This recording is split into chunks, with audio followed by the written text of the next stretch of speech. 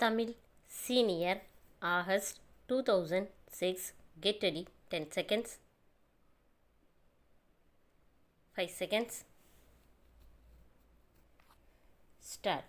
அன்புமிக்க நண்பர்களே, அன்னை தெரசா பெயரில் அமைந்துள்ள இந்த குழந்தைகள் காப்பகத்தை திறந்து வைக்கின்ற வாய்ப்பினை சமூக நலத்துறை அமைச்சர் என்ற முறையில் எனக்கு நல்கிய பெரியோர்களுக்கு என்னுடைய வணக்கத்தையும் நன்றியையும் தெரிவித்துக் கொள்கிறேன். இன்றைய சூழ்நிலையில் குழந்தைகள் காப்பகத்தின் தேவை பெருகிக் கொண்டே போகிறது. அங்கே குழந்தைகள் பராமரிக்கப்படுகின்ற போது பெற்றோரின் அன்பிலும் அரவணைப்பிலும் இருப்பது போன்ற உணர்வினை பெற வேண்டும். அத்தகைய வசதிகள் இங்கே இருப்பது எனக்கு மிகுந்த மகிழ்ச்சியை தருகின்றது. வீட்டிலேயே முடங்கி கிடந்த பெண்கள் இன்று கல்வி கூடங்களிலும் தொழிற்சாலைகளிலும் அரசு அலுவலகங்களிலும் பணியாற்றி கொண்டிருக்கிறார்கள். நவநாகரீக வாழ்க்கையில் கணவன் மனைவி இருவரும் பொருளீட்டினால்தான் வசதியான வாழ்க்கை, வளமான வாழ்க்கை அமையும் என்ற எண்ணம் வேரூன்றி விட்டதை நீங்கள் நன்கு அறிவீர்கள்.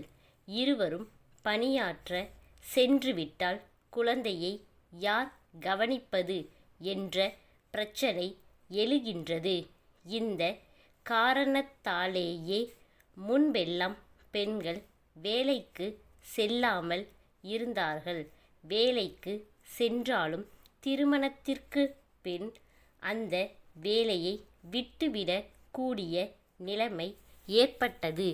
இந்த பிரச்சனைக்கு ஒரு தீர்வு காண்கின்ற முயற்சியிலேதான் குழந்தைகள் காப்பகம் தோன்றியது.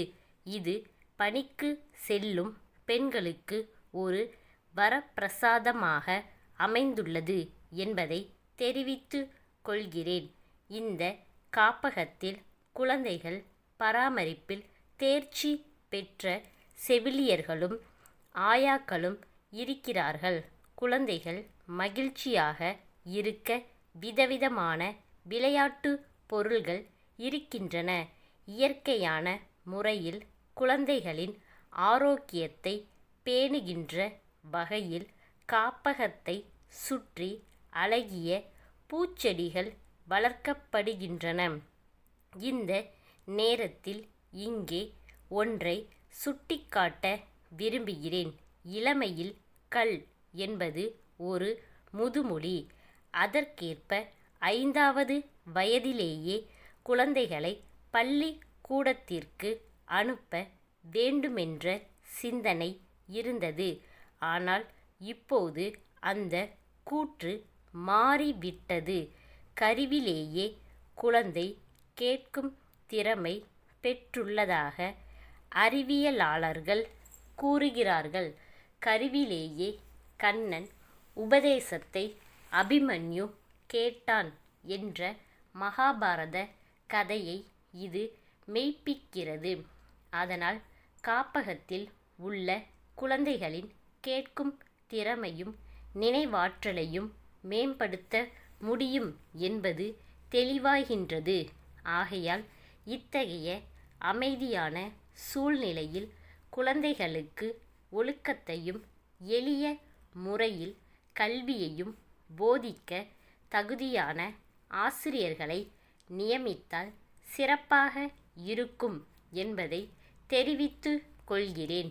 இங்கே பராமரிக்கப்படுகின்ற குழந்தைகளின் மருத்துவ வசதிக்காக அருகிலுள்ள அரசு மருத்துவமனையில் பணியாற்றுகின்ற ஒரு மருத்துவரை அவ்வப்போது வந்து சிகிச்சை அளிக்க நான் ஏற்பாடு செய்கிறேன். மேலும் என்னுடைய நலத்துறையின் மூலமாக உங்களுக்கு என்னென்ன உதவிகள் செய்ய முடியுமோ அவற்றை செய்ய நான் தயாராக இருக்கிறேன் என்று கூறி உங்கள் முயற்சி வெற்றி பெற வாழ்த்தி என் உரையை முடித்து கொள்கிறேன்.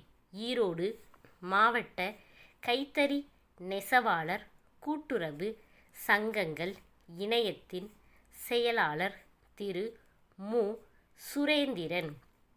சென்னை கைத்தறி இயக்குனருக்கு எழுதிய கடிதம். ஐயா, ஈரோடு மாவட்டம் கைத்தறி நெசவாளர்கள் நிறைந்த பகுதி. இங்குள்ள மக்கள் பெரும்பாலும் நெசவு தொழிலையே நம்பி வாழ்ந்து கொண்டிருக்கிறார்கள். வறட்சியின் காரணமாக பருத்தி உற்பத்தி குறைந்து விட்டதால் நூல் விலை அதிகமாக இருக்கிறது. அதே நேரத்தில் துணிக்கு போதிய விலை கிடைக்கவில்லை.